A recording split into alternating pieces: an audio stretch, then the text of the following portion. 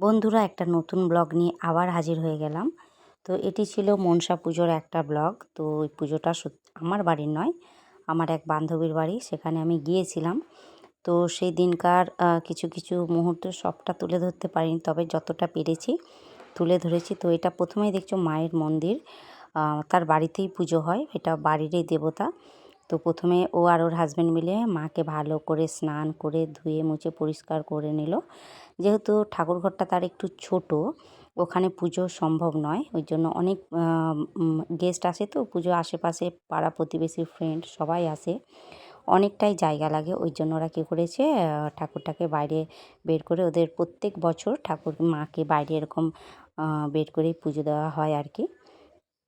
তো ওরা সবাই ঠাকুর ধোয়াধুয়ি করে জায়গাটা পুরো পরিষ্কার করে মাকে পরিষ্কার করে সুন্দর করে গুছিয়ে নিচ্ছে। এটা হচ্ছে সকালের ভিডিও, সকাল থেকে পুজো হবে রাত্রে।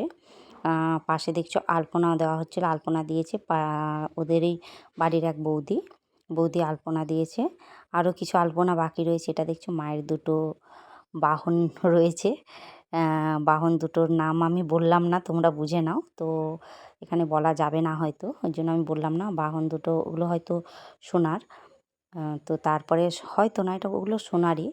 তো তারপরে দেখো আরও কিছু আলপনা বাকি ছিল, আমাদের ওই বৌদি আলপনা দিয়ে দিচ্ছে। আর তারপরে ছিল ঠাকুরের বাসনপত্র জোগাড় যন্ত্র, তুলসী সব বের করে, বাসনপত্রগুলো বের করে সব দেখে নিচ্ছে। যেহেতু ঠাকুরমশাই এসে গেলে তখন সন্ধেবেলায় আর সময় হবে না, গেস্টরাও চলে আসবে। ওই জন্য সকালবেলায় সারা দিন আমরা সবাই মিলে পুজোর কাজেই ব্যস্ত। দেখে নিচ্ছে কোথাও কিছু বাকি রয়ে গেল নাকি। তারপরে আমার হাজব্যান্ড দেখো এই যে এলো। হাজব্যান্ড আসার পর তখন প্রায় দুপুর হয়ে গেছিলো। তারপরে ঠাকুরের প্রসাদ মানে ফলগুলো কেটে নিচ্ছে তুলসীর বোন আর বৌদি মিলে। আর এখানে দেখো দাদাভাই ঘুগনিটা বসিয়েছে, ঘুগনি। আর এখানে সবাই মিলে দেখো লুচি ভাজতে বসেছে। অনেকটা খাবার, তো এই জন্য সবাই মিলে 4-5 জন মিলে আমরা সবাই করেছি। দাদাভাই এখানে লুচিগুলো ভাজছে আর আমরা সবাই বেলাবেলি করছি। সত্যি সবাই মিলে একসাথে এই যে কাজগুলো করেছি, সত্যি খুব ভালো লেগেছে। আরও মায়ের কাজ করতে পেরে সত্যি আমার তো খুব খুব ভালো লেগেছে। আর ওরা এত ভালোবাসে, সত্যি ওদের ভালোবাসার ডাকে বারবার ছুটে চলে যায়। অ্যাকচুয়ালি যে ভালোবাসে, মন থেকে ডাকে, আর যেখানে ভালোবাসা পাওয়া যায় সেখানে সত্যি যেতে খুবই ভালো লাগে। আমি, আমার ছেলে এবং হাজব্যান্ড তিনজনেই গিয়েছিলাম। 2 দিন ছিলাম, মায়ের পুজো 2 দিন ধরে হয়েছে। তারপরে দেখো ঠাকুরমশাই চলে এসেছিলেন, আর এদিকে আমরা যাব, ঠাকুরমশাই পুজোর সব রেডি করছে। আর আমরা যাব এখানে নদীতে মায়ের ঘটের জল আনতে। তো দাদাভাই ঘর নিয়েছে আর তার বন্ধু, তারা দুজন যাবে। আর সাথে ছিলাম আমি এবং আমার হাজব্যান্ড। তো নদীর ঘাটে আমরা পৌঁছে গেছি। নদীর ঘাটে পৌঁছে দেখো এখানে প্রথমে গঙ্গা মাকে আমাদের পুজো দিচ্ছেন দাদা। পুজো দেওয়ার পর ঘট ডুবিয়ে জল নেওয়া হবে। তো ঘট ডুবিয়ে বেসিক্যালি আমি যেটা দেখেছি যে সবাই স্নান করেই জলটা নেয়, কিন্তু দাদাভাইদের এই রকমেরই নিয়ম। দাদাভাই এরকমভাবে মায়ের পুজো করে তারপরে জল নিয়ে চলে আসে। তো যাই হোক, ভালো লাগলো সত্যি, ওদের সাথে থেকে আমার সত্যি খুব ভালো লেগেছে। আমার ছেলেও খুব খুশি। তো চলে এসেছি, ঘর ডুবে নিয়ে চলে আসার পরে দেখো পুজো আরম্ভ হবে। পুজো রেডি করতেই প্রায় 1 ঘন্টার উপরে সময় লেগে গেছে ঠাকুরমশাইয়ের। একটা পুজো, মায়ের পুজো, আরও বার্ষিকী পুজো প্রত্যেক বছরই হয় পুজোটা। তো আমি ফার্স্ট টাইম গিয়েছিলাম, যেহেতু ওর সাথে আমার পরিচিত খুব একটা দিন হয়নি, অল্প দিনেও আমার খুব কাছে হয়ে গেছে। ওই যে তুলসী বসে আছে দেখো, তুলসী, পাশে ওর হাজব্যান্ড, কিছু ফ্রেন্ড, পাড়া প্রতিবেশী সবাই ছিল। গোটা রাত মোটামুটি সবাই মিলে খুব মজা করেছি। পুজো করতে করতে দাদাভাইয়ের কিছু বন্ধু এসেছে মায়ের মালা আর মাকে একটা ফুল গিফট করতে। এই দেখো ফুলের তোড়াটা নিয়ে দাঁড়িয়ে আছে। ঠাকুরমশাই আবার উঠে মালা প্লাস ফুলের তোড়াটা হাতে দিল। আর সাথে এনেছিল বিশাল বড় একটা ধূপকাঠি, সেটাও সবাই মিলে জ্বালিয়েছে। সত্যি খুব ভালো লাগলো।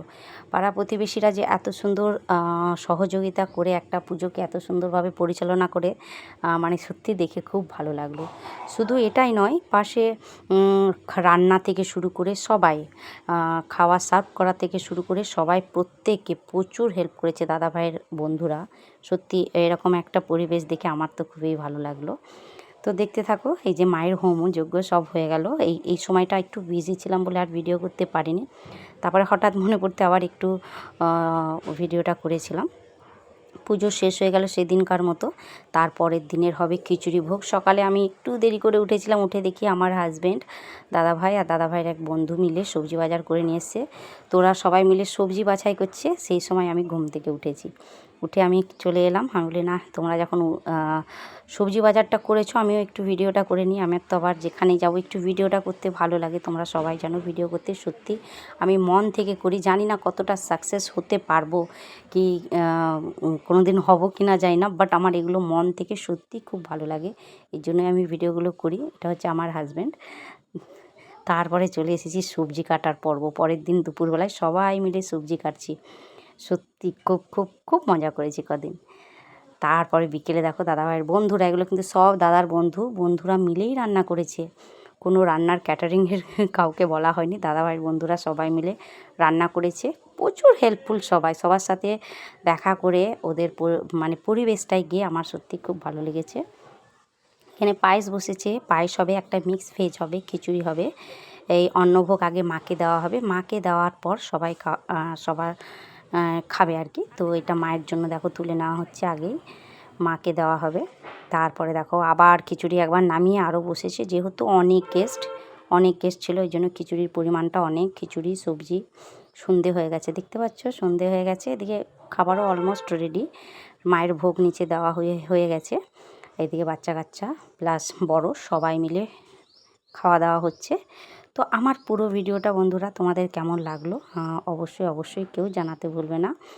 আর মায়ের পুজো আমার গিয়ে খুব ভালো লাগলো। সবাই ভালো থেকো, সুস্থ থেকো।